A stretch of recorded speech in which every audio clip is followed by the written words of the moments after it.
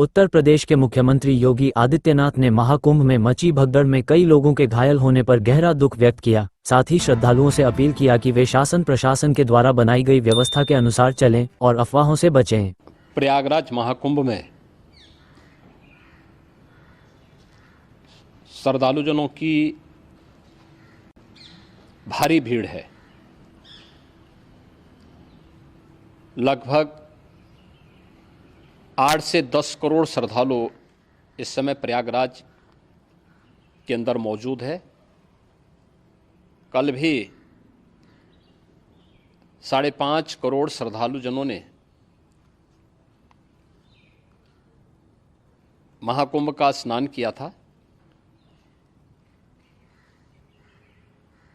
ये जो भारी दबाव श्रद्धालुजनों के कारण और श्रद्धालुओं के संगम नोच पर जाने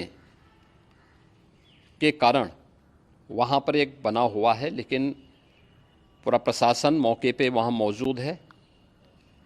रात्रि को 1 से 2 बजे के बीच में अखाड़ा मार्ग पर, जहाँ पे अखाड़ों के अमृत स्नान के दृश्य से बैरिकेड्स भी किए गए थे, तो बैरिकेड्स को फांद करके आने में कुछ श्रद्धालु गंभीर रूप से घायल हुए हैं। उन्हें तत्काल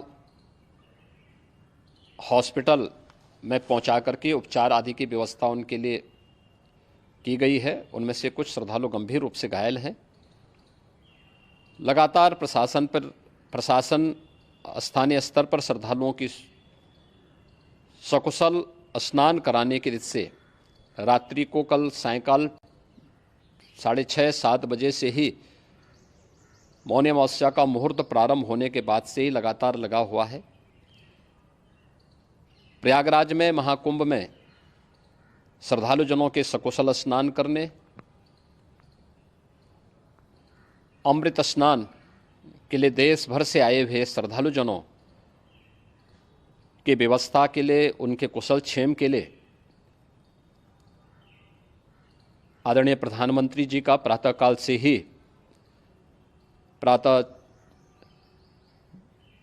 से ही उनके लगभग 4 बार प्रधानमंत्री जी ने हालचाल लिया है।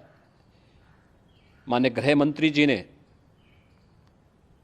माननीय राष्ट्रीय अध्यक्ष भारतीय जनता पार्टी श्री JP नड्डा जी ने,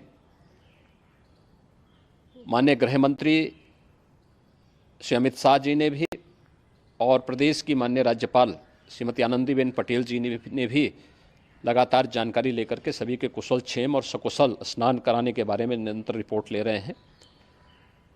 हम लोगों की प्रातःकाल से ही श्रद्धालुजन जो भी आए हैं वे स्नान कर सकें, इसके लिए यहाँ पे उच्च स्तरीय बैठक भी चल रही है, जिसमें मुख्य सचिव भी हैं, DGP हैं, प्रमुख सचिव गृह हैं, मुख्यमंत्री कार्यालय के अपर मुख्य सचिव के साथ साथ ADG लॉ एंड ऑर्डर के साथ साथ अन्य वरिष्ठ अधिकारीगण मौजूद हैं। प्रयागराज में हालात वर्तमान में नियंत्रण में हैं, लेकिन भीड़ का दबाव बहुत बना हुआ है। अखाड़ा परिषद से जुड़े हुए पदाधिकारियों के साथ मैंने स्वयं भी बातचीत की है। आचार्य महामंडलेश्वरों से भी, पूज्य संतों के साथ भी मेरी बातचीत हुई है, और पूज्य संतों ने बड़ी ही विनम्रता के साथ इस बात को कहा है कि नहीं, श्रद्धालु जन पहले स्नान करेंगे और फिर जब उनका दबाव कुछ कम होगा और वे सकुशल वहाँ से निकल जाएंगे, तब हम लोग स्नान करने के लिए संगम की तरफ जाएंगे। अभी पहले श्रद्धालु जनों को, चूँकि देश भर से आए हैं, तो इसके लिए उन्हें सभी अखाड़े इसके लिए सहमत हैं और सभी लोग इस व्यवस्था के साथ जुड़े हुए हैं।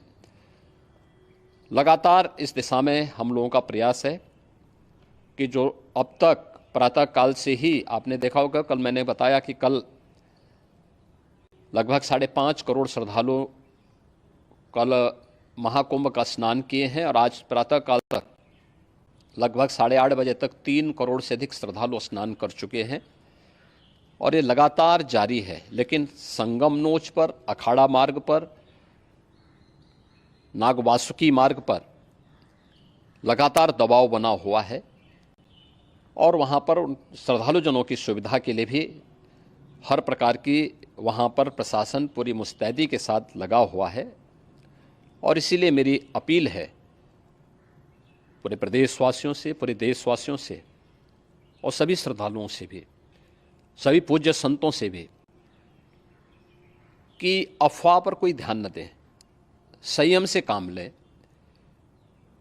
ये सब आयोजन सभी लोगों का है। प्रशासन उनकी सेवा के लिए पूरी तत्परता के साथ लगा हुआ है।